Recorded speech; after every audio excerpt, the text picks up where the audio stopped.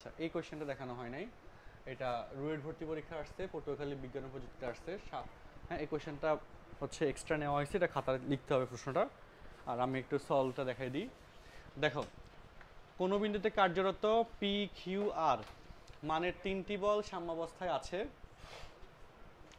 P এবং Q এর মধ্যবর্তী কোণ পি এবং আর এর মধ্যবর্তী কোণের দ্বিগুণ হলে দেখাও যে এই প্রমাণটা।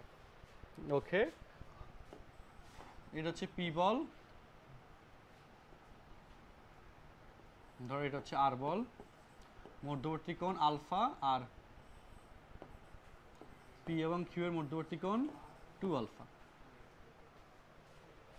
কথা বুঝছো? পি এবং আর এর মধ্যবর্তী কোণ কত? আলফা। আর পি এবং কিউ এর মধ্যবর্তী কোণ 2 আলফা। ওই যে প্রশ্নে বলছে দ্বিগুণ হলে, এখানে যেটুকু তার ডাবল পরিমাণ আমরা এখানে ধরো যে হিসাব চিন্তা করে নিলাম।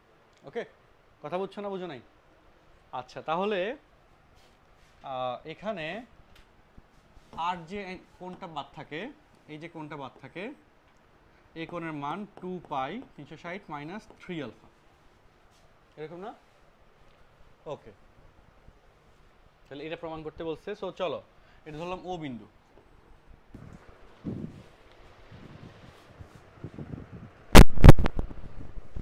ও বিন্দুতে লামির সূত্র প্রয়োগ করে দেখো, পি বাই কিউ এবং আর এর অন্তর্গত কোণ, তারপর আসো দেখি কথা বলো না, কিউ বাই সাইন আর এবং পি এর অন্তর্গত কোণ, আর আর বাই সাইন পি এবং কিউ এর অন্তর্গত কোণ। ঠিক আছে?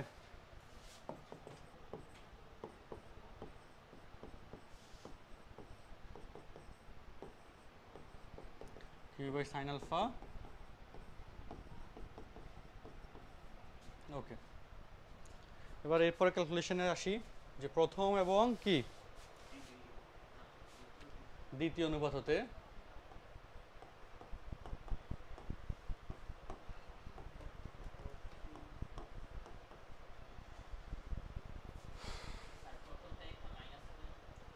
আচ্ছা, এখানে একটা মাইনাস আসে। প্রথম এবং দ্বিতীয় অনুপাত হতে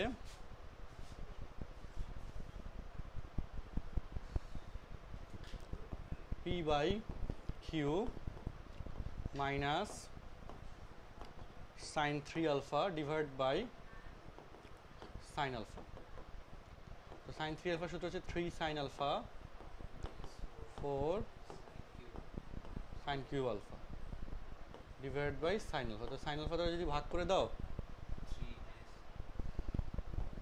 3 মাইনাস 4 মাইনাস করতে না, এই যে সাইন আলফা বাদ যায়, আর এটা বাদ গেলে এটা থাকে। তো মাইনাস দ্বারা যদি গুণ করে দাও, 3 প্লাস 4 সাইন স্কোয়ার আলফা। ঠিক আছে? আচ্ছা, বা 4 sine square alpha equal to P by Q minus 3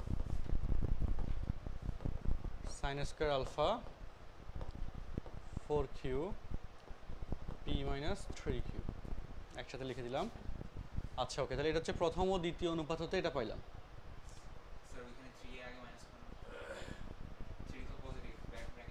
আচ্ছা, হ্যাঁ, মাইনাস 3 প্লাস, তাহলে এটা 3 বাম পাশে গেলে প্লাস হবে, তাই না? এখানে প্লাস হবে।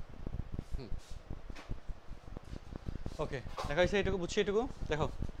এবার দ্বিতীয় ও তৃতীয় অনুপাত। দ্বিতীয় ও তৃতীয় অনুপাত, চলো।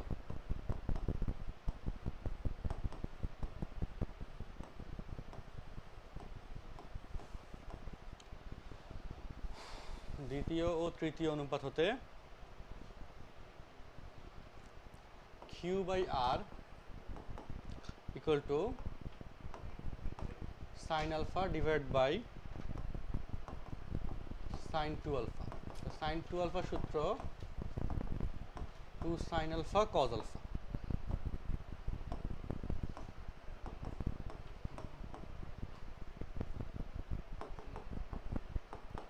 তাহলে এখান থেকে R by Q 2 cos alpha, এখান থেকে আমরা বলতে পারি আর বাই 2 কিউ। এই আচ্ছা দেখো এখানে এবার cos square alpha equal to R square divide by 4 Q square এটা লেখা যায়। ওকে,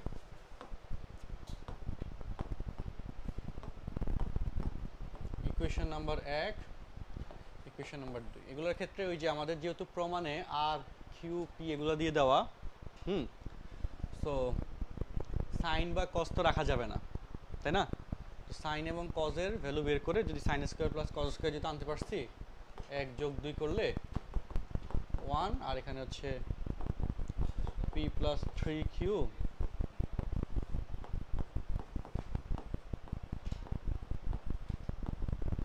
আর স্কোয়ার বাই 4q স্কোয়ার। কথা বুঝছো? এবার এটাকে মিলে লসাগু করলে অ্যান্সার চলে আসবে।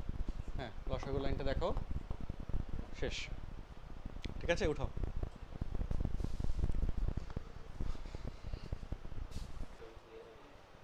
আচ্ছা নেক্সটে যাই।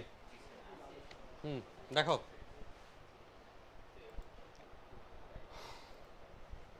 আচ্ছা এই প্রবলেমটাই দেখো রাজশাহী বোর্ড 23-এ আসছে, খেয়াল করো। রাজশাহী বোর্ড 23-এ সেম প্রবলেম আসছে, চিত্রটা সেভাবে দেওয়া। সো এটা আমাদের মোটামুটি কাজ। ওকে, ঠিক আছে নি? হ্যাঁ, আচ্ছা এরপরে আসি। এই কোয়েশ্চেনটা ক্লাসে করাইছিলাম কতদিন? আমরা একটা আইডিয়াটা একটু ক্লিয়ার করি। পি এবং কিউ দুইটি বল যথাক্রমে আনুভূমিক ও আনুভূমিকের সাথে 30 ডিগ্রি কোণে 6 কেজি ওজনের একটি বস্তুকে স্থির রাখতে সক্ষম।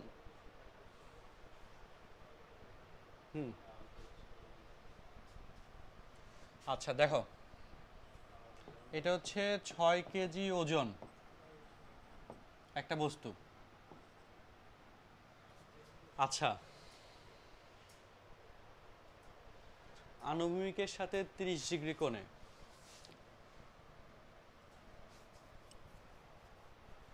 আচ্ছা বুঝছি। দেখো তুমি যদি পি কে এদিকে দাও আর তার সাথে যদি কিউ কে এদিকে দাও, তাহলে বলো তো এটাকে কি স্টেবল রাখতে পারবে? দেখে কি মনে হচ্ছে? পারবে না। পারবে? আচ্ছা তুমি যদি পি কে এদিকে দাও, হ্যাঁ, এই হচ্ছে আনুভূমিক রেখা, আর কিউ কে যদি এদিকে দাও এই আনুভূমিকের সাথে 30 ডিগ্রি কোণে, তাহলে রাখতে পারবে মনে হয়? তাহলে পারবে, কারণ এই যে এই দুইটার লব্ধি এই বরাবর যাবে ধরা যায়, তো সেক্ষেত্রে এই দিক বরাবর এখানে যাবে। বুঝছি? হ্যাঁ, এই জন্যে এই চিত্রভাবে আঁকলে এখানে কিন্তু চিত্রটা ভুল হবে। ওকে, তাহলে বলো এই যে পি হচ্ছে আনুভূমিক বরাবর ক্রিয়াশীল আর কি হচ্ছে আনুভূমিকের সাথে 30 ডিগ্রি কোণে ক্রিয়াশীল। প্রশ্নের শর্তটা মিলছে, বাট ওইভাবে না আর কি। এইভাবে না। চিত্রটা বুঝছো না? বুঝো নাই? আচ্ছা ওকে, তাহলে এখানে পি এবং কিউ এর মান নির্ণয় করো। যাতে এখানে মোটামুটি সব কিছু শেষ। এখানে যে তুমি যদি ও বিন্দু ধরো, ও বিন্দুতে যদি লামির সূত্রে যাও, সাম্যাবস্থা আছে না, স্থির রাখতে সক্ষম। ঠিক আছে, তাহলে পি বাই 6 এবং কিউ এর মধ্যবর্তী কোণ কত ডিগ্রি? 90, 30, 90 না, এটা 120 কিউ ডিভাইড বাই সাইন, এখানে অন্তত কত হচ্ছে 90, আর 6 ডিভাইড বাই পি এবং কিউ এর অন্তত কত বলতো? 150 ডিগ্রি। ক্যালকুলেশন করে বলো তো পি এবং কিউ কত আসে, বের করো দেখি। বের করো। কত আসছে? অ্যান্সার কত আসছে? পি হচ্ছে কত? কিউ হচ্ছে 12। সবার কি সেম অ্যান্সার আসছে? আচ্ছা ঠিক আছে, নেক্সটে যাই চলো।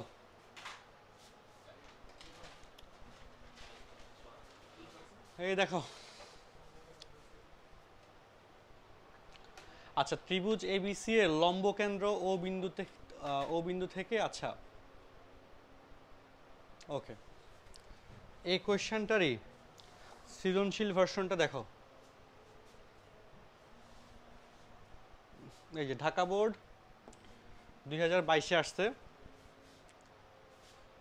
P1 is to P2 is to P3 equal to A is to B is to C। ঠিক আছে, এই প্রমাণটা দেখো, যে সেম প্রমাণটাই আমাদের কোথায় গেছে?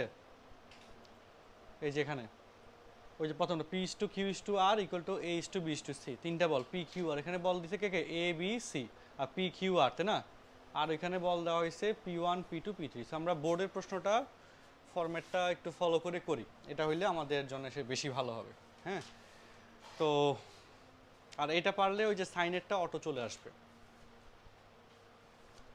কোয়েশ্চেনের স্টেটমেন্টসটা আবার একটু দেখো।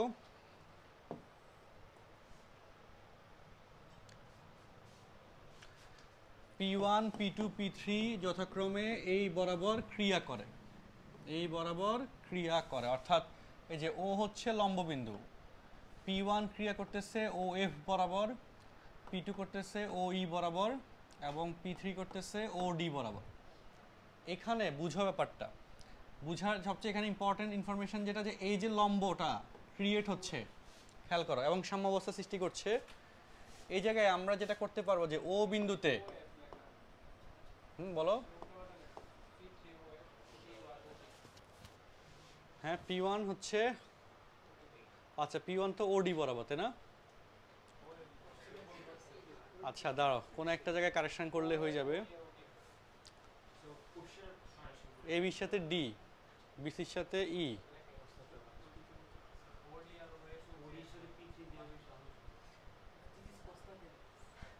আচ্ছা আচ্ছা, না ঠিক আছে, প্রশ্ন এখানের জায়গাটা ভুল হয়েছে। ওডি বরাবর কি P1 না? P1, তোর ওই বরাবর কে P2, পি, ঠিক আছে, আর ওয়েভ বরাবর হচ্ছে P3, এখন ঠিক আছে?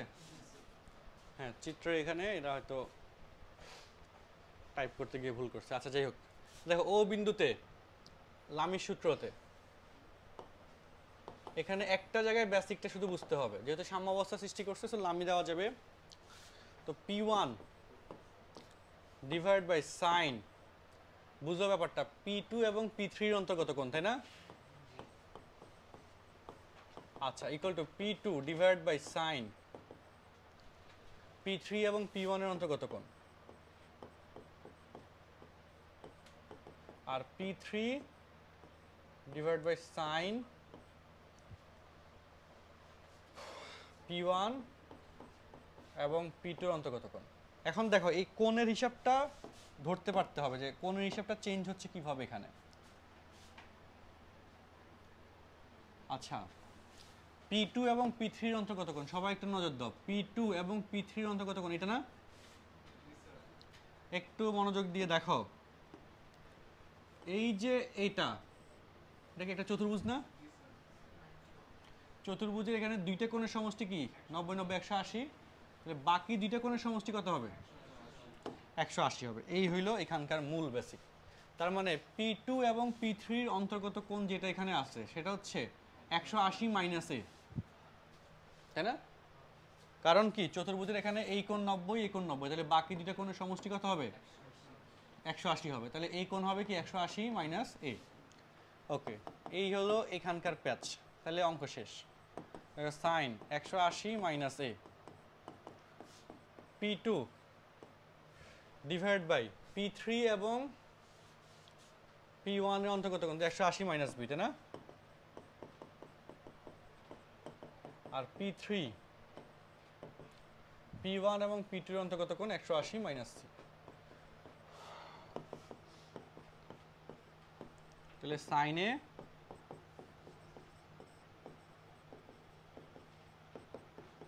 এটা করানোর কারণ কি বুঝছো? কারণ ওই যে প্রশ্ন ওইটাতে সাইন এ সাইন বি সাইন সির যে প্রমাণটা ছিল সেটা এটার মধ্যে অটো চলে আসে, এরপরে এ বি সিতে যায়। তাহলে এবার দেখো এরপরে P1 বাই, দেখো সাইন এ সাইন বি সাইন সি, এখান থেকে একটু কথা বলি, যেহেতু এ বাই সাইন এ, এখানে তো 8 ধরা যাবে না। আচ্ছা হ্যাঁ, বি বাই সাইন বি, কারণ অনেকগুলো প্রশ্নে ওই 8 দেওয়া থাকে, কিন্তু 1 বাই কে ধরে নিলাম।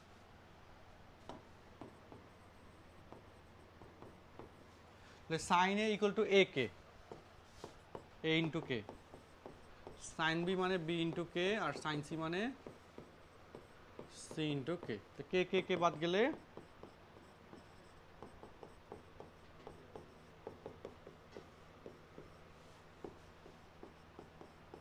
P1 is to P2 is to P3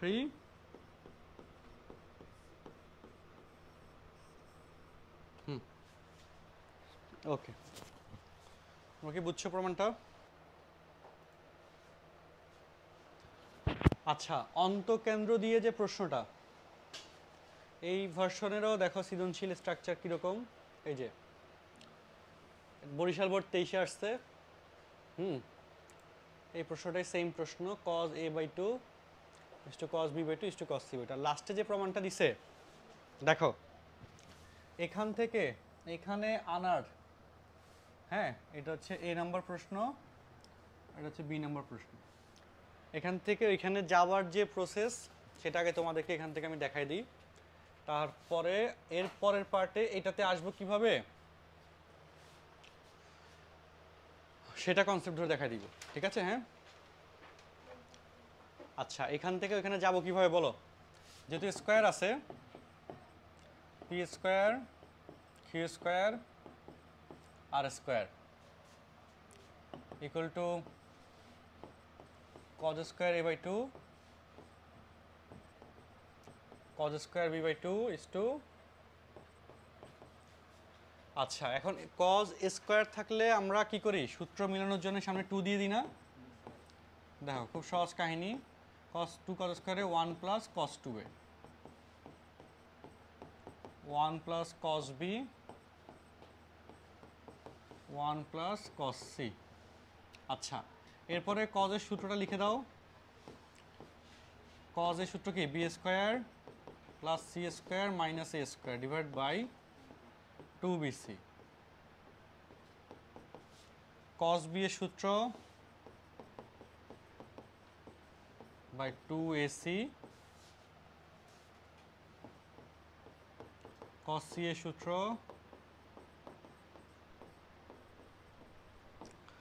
2ab। আচ্ছা এবার লসাগু করে দাও, দেখো b square plus c square minus a square ac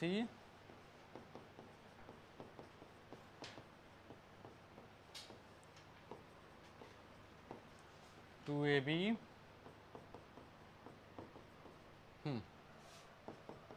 এবার আসি b plus c whole square minus a square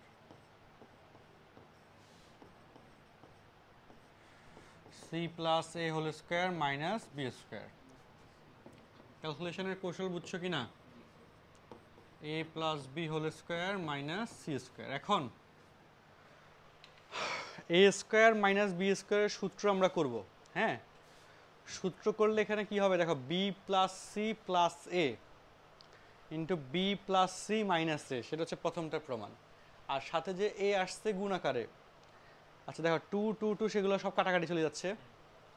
আর এই যে উপরে a আসছে সেটা হচ্ছে কি, উভয় রাশি সবগুলো রাশিকে a b c দ্বারা গুণ করব। a b c দ্বারা গুণ করলে b c কাটা গেলে এখানে a থাকবে, এখানে b থাকবে, আর ওইখানে কি c থাকবে। কথা ঠিক আছে? হ্যাঁ আচ্ছা, আর বাকি প্রমাণ তো হয়ে গেল। তো লাস্টের লাইন দুইটা এটা তোমরা করে ফেলতে পারবে, পারবো না? আচ্ছা এখন কথা হচ্ছে এই প্রমাণটা কিভাবে আনবো, হ্যাঁ সেটার জন্য প্রশ্নের ক্যালকুলেশনসটা দেখবো, মানে প্রথমটা থেকে যে দ্বিতীয়টা যে যায় সেটা তো বুঝছো। আচ্ছা এটা জাস্ট দেখানোর জন্য আমরা করলাম। চলো আমরা নেক্সটে যাচ্ছি। অন্তকেন্দ্রের আইডিয়াটা, এটা কিন্তু অন্তবৃত্ত না, এটা আরেকটা প্রশ্ন ছিল এটার সাথে বোধহয়, তো এটা তো পরিবৃত্ত, ঠিক না? আচ্ছা অন্তবৃত্তের ক্ষেত্রে যে বেসিকটা সেটা হচ্ছে অন্তবৃত্ত কিভাবে আঁকে বলো? কোণের সমদ্বিখণ্ডক ধরে। গুড, তাহলে এখানে অন্তকেন্দ্র যেহেতু আই, এই যে অন্তকেন্দ্র আই, তাহলে এই যে কোণগুলো, যে আমি যদি নাম দিয়ে দিই এ বি সি, তাহলে এইটুকু হচ্ছে কি a/2 বা এইটুকু হচ্ছে কি b/2। কথা বুঝছো কি না? হ্যাঁ তো এই বেসিক ধরে প্রমাণটা চলে আসবে। এটা প্রমাণটা বেশি বড় না, মানে ওই একই কাহিনী আসলে, যে আই বিন্দুতে লামির সূত্র হতে দেখো common line P by sine of Q এবং আর এর অন্তর্গত কোণ কিউ বাই সাইন আর এবং পি এর অন্তর্গত কোণ আর বাই সাইন পি এবং কিউ এর অন্তর্গত কোণ। হ্যাঁ, সো কিউ এবং আর এর অন্তর্গত কোণ দেখো, এখানে একটা বেসিক দেখো, এই সবাই দেখো, এই হইল অন্তকেন্দ্র আই, ঠিক আছে। এটা কি করছে, কোণগুলোকে ভাগ করছে না, তো এটা হচ্ছে a/2, এটা হচ্ছে কি b/2, আর এটা এই তিন কোণের সমষ্টি কি 180 না, আসে কি না, ঠিক কি না? তাহলে বলো এই দুইটার অন্তর্গত কোণ হচ্ছে, এই যে এই কোণের মানটা বলতে পারবা 180 মাইনাস a প্লাস b/2 বলতে পারবো? আচ্ছা, গুড। তো দেখো কিউ এবং আর এই দুইটার ক্ষেত্রে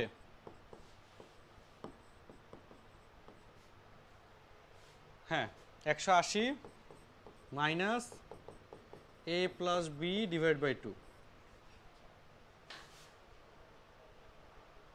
বুঝছি? তারপর চলো, আচ্ছা আর এবং পি এর ক্ষেত্রে সেম কথা, 180 মাইনাস এই যে আর এবং পি এর ক্ষেত্রে বি এবং সি আছে, তাই না?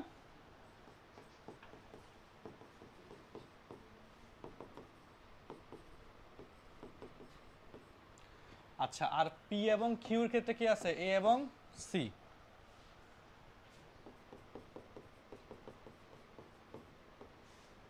ওকে, দেখো তারপর কি আসে, P by sine A plus B by 2, Q by sine, sine 180 minus theta, তাহলে সাইন থিটা আসে, তাই না? B plus C by 2, R by sine A plus C by 2। তাহলে বলো এবার এখানে আসো সবাই, লাস্ট লাইন, তিন কোণের সমষ্টি 180 না, তাহলে A plus B by 2 C by 2 pi by 2, তাহলে এ প্লাস বি বাই 2, তাহলে কি লেখা যাবে, pi by 2 minus C by 2, বুঝছো নি? B plus C by 2 that is pi by 2 minus A by 2, দেখো প্রমাণটা ডিরেক্ট মিলে গেছে, sine pi by 2 A plus C by 2 pi by 2 minus B by 2। Okay, খাতায় উঠাও।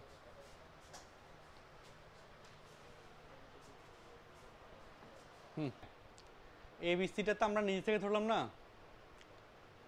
এটা হচ্ছে এখানে, তাহলে ওই এবিসি ধরার মধ্যে একটা ইস্যু হয়েছে, এটা মূলত ওই প্রশ্নের মধ্যেই দেওয়া ছিল, এটা এখানে যে চিত্রটা ওঠানো হয়েছে, বুঝছো, চিত্রের মধ্যে এবিসি মেনশন করা ছিল, এই জন্যে প্রশ্নের স্টেটমেন্টটার এবিসি ছিল না, বুঝছো কি না? তো চিত্রতে এবিসি মিস হয়েছে, তার কারণে এটার সাথে উপরেরটা সামঞ্জস্য হয়নি। আর এটার ক্ষেত্রে আমরা যেটা করতে পারি, এটা দেখতে পারি মূল প্রশ্নটা, যে ও এ বরাবর হচ্ছে পি, তাই না? ও এ বরাবর হচ্ছে পি, ও বি বরাবর হচ্ছে কিউ। আচ্ছা দেখো এই যে দেখো ও এ বরাবর হবে পি, বাট এখানে দেখো আসছে কিউ, তাই না? তাহলে ও এ বরাবর, তাহলে এ বিন্দুটা মূলত এখানে আসতো, বুঝছো? ও এ বরাবর হচ্ছে পি, তাহলে এখানে হয়তো এ, এখানে হয়তো বি, আর এখানে হয়তো কি বলো, সি, তাহলে এই প্রমাণটা ডিরেক্ট মিলে যেত। তাহলে এখন যেহেতু এইভাবে করছো, তাহলে এই প্রমাণটাকে কারেকশন করে জাস্ট এটার মধ্যে লেখো, তাহলে তো হইল। তোমরা যদি প্রশ্ন না তুলে থাকো তাহলে প্রশ্নের মধ্যে জাস্ট স্টেটমেন্টটা কারেকশন করে নাও, কারণ যেহেতু চিত্রটা আমরা এভাবে আঁকে দিছি, এ এখানে দিছি, বি এখানে দিছি, সি এখানে দিছি, তাই না? তো সেই হিসেবে প্রমাণের মধ্যে স্টেটমেন্টটাও একটু চেঞ্জ হবে। হ্যাঁ, যেটা রেজাল্ট আমাদের আসছে সেটাকেই প্রমাণের স্টেটমেন্টে ধরে নাও, তাইলে হয়ে গেল। ঠিক আছে, আমি স্লাইডে দেখি এটা আপডেট করে নিব না, এবিসি এর যেটা উঠে নাই, এটার সমস্যার সমাধান করতে হবে।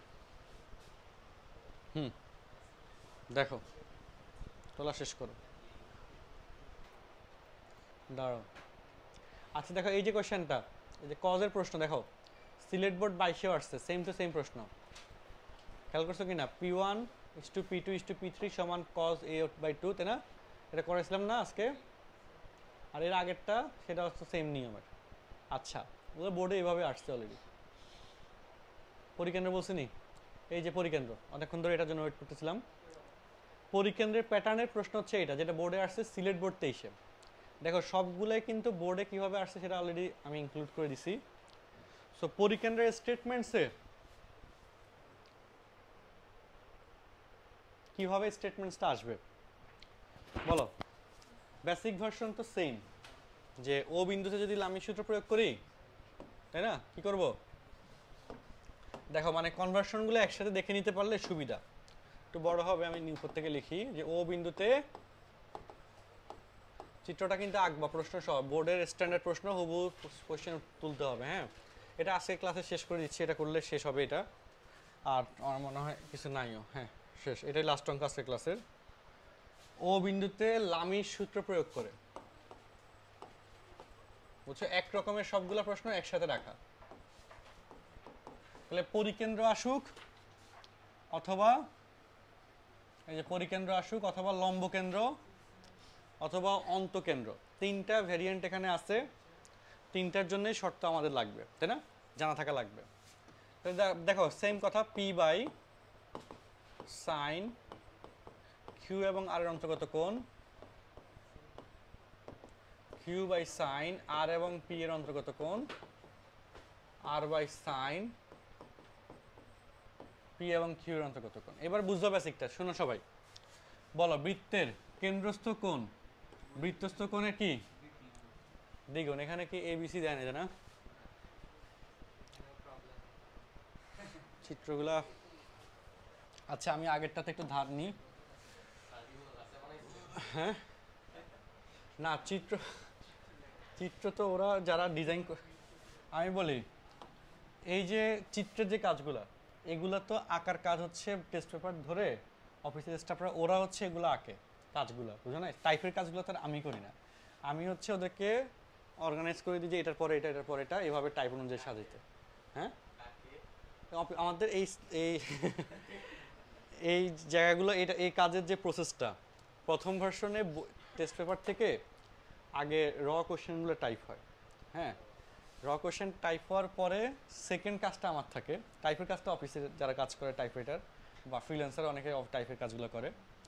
তো এরপর সেকেন্ড কাজ হচ্ছে আমার থাকে যে এটাকে টাইপ ওয়াইজ সাজানো, বুঝছো, লিখে দেওয়া যে এটা এখানে যাবে, এটা এখানে যাবে। হ্যাঁ, কারণ বোর্ডের যে সৃজনশীলগুলো আসে সেখানে তার এভাবে চ্যাপ্টার ওয়াইজ সাজানো নয় বা টপিক ওয়াইজে সাজানো, এটা কিন্তু টপিক ওয়াইজ আমরা নিয়ে আসছি, তাই না? তো তারপর ওদেরকে আমি চ্যাপ্টার ওয়াইজ সাজিয়ে দিতে বলি, সাজিয়ে দিই। আর চ্যাপ্টার ওয়াইজ সাজানোর পরে ওগুলা হচ্ছে ওরা পাওয়ার পয়েন্টে নিয়ে যায়। হ্যাঁ, মানে ওয়ার্ডে কাজ হয়, তারপর পাওয়ার পয়েন্টে যায়। এরপর চ্যাপ্টার ওয়াইজ থেকে টপিক ওয়াইজ যায়, সেটা আবার আমার দায়িত্বে থাকে। ওইটা মানে চ্যাপ্টার ওয়াইজে ভাগ করার কাজ আমার থাকে, ওরা জাস্ট হচ্ছে কী করে, আমি লিখে দিই, মার্ক করে দিই, ওরা সেভাবে কী করে অর্গানাইজ করে ফেলে, অর্গানাইজ করে আমাকে ফাইনাল ফাইলটা দেয়।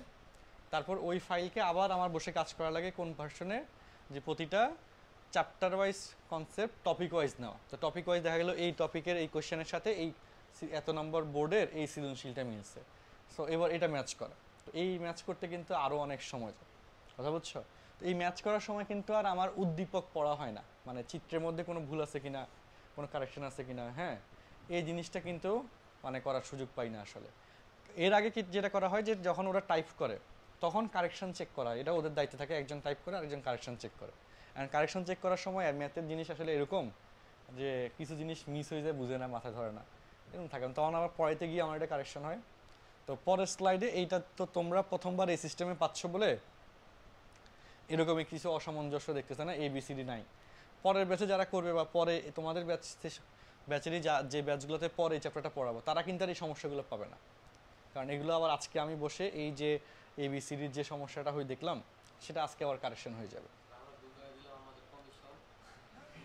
তোমরাও কি ভুল ধরে, সেটা তো আমি করতে গিয়ে তো ভুলটা ধরতে পারলাম। হ্যাঁ, আর এই সিস্টেমে আবার বুঝছো, এই সিস্টেমে ক্লাস নিতে গেলে আসলে একটা ক্লাসের পিছনে দেখা গেল 5-6 ঘন্টা এক্সট্রা টাইম আরও দেওয়া লাগে, আরও অনেক দ্রুত কাজ করার কেসে এরকম, মানে এই জন্য এই সিস্টেমে ক্লাস নেওয়াটা মানে খুব চ্যালেঞ্জিং আর কি। আচ্ছা দেখো, তো এই যে পাইছি, এই যে ও এ বরাবর হচ্ছে পি, সো পি যেদিকে ও এ হচ্ছে সেদিকে, তো পি যেদিকে হচ্ছে ও এখানে, ও বি বরাবর কিউ আর ও সি বরাবর হচ্ছে আর। হ্যাঁ, এবার ঠিক আছে। তো দেখো পি বাই কিউ এবং আর এর অন্তর্গত কোণ এইটুকু, তাই না? এটা হচ্ছে কি আমাদের কেন্দ্রস্থ কোণ বৃত্তস্থ কোণের কি দ্বিগুণ না? তাইলে কিউ এবং আর এর অন্তর্গত কোণ হচ্ছে 2a। আর তারপর কিউ বাই আর এবং পি এর অন্তর্গত কোণ কি 2b, R R by sin 2c। এবার এটা থেকে ওই ভার্সনে যাইতে হবে, বাকিটা 7.7 এর কাজ। দেখো sin 2a মানে 2 sin a cos a, ওকে। তারপর বুঝো p by sin a equal to হচ্ছে a কে, তাই না? আর cos a b square plus c square minus a square by 2bc। কথা বুঝছো নি বলো? আর এখানে যেহেতু লিখে দিব আর কি যে a বাই sin a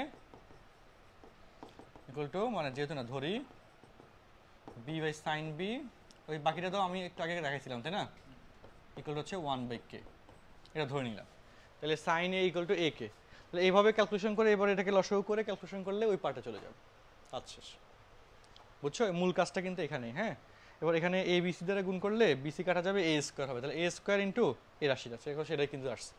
আর কিন্তু কাজ দেয় পরের লাইনে কি হবে, এ বিসি দ্বারা গুণ হবে, 2 2 2 তো কাটা যাবে, এই যে 2, এই যে a2 এর সাথে a2 কাটা গেল।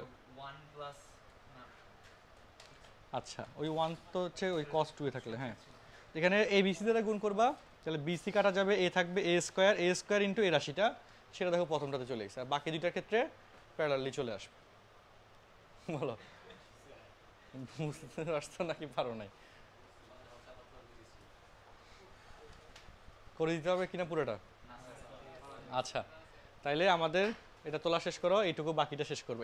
এই তিনটার যে কোনো একটা কিন্তু পরীক্ষা আসবে, এবং অলরেডি দেখছি পরিকেন্দ্র 23 সালে পাইছো, অন্তকেন্দ্র 23 সালে, বা লম্বকেন্দ্র 23 সালে, মানে ঘুরে ফিরে বোর্ডগুলো অল্টার করে। হ্যাঁ, তো তোমাদের কলেজের পরীক্ষা যেটা সামনে অর্ধবার্ষিক হবে, কি বলে টেস্ট, প্রি টেস্ট বা টেস্ট যেটাই হোক, এই ভার্সনে একটা কোয়েশ্চেন কিন্তু থাকবে।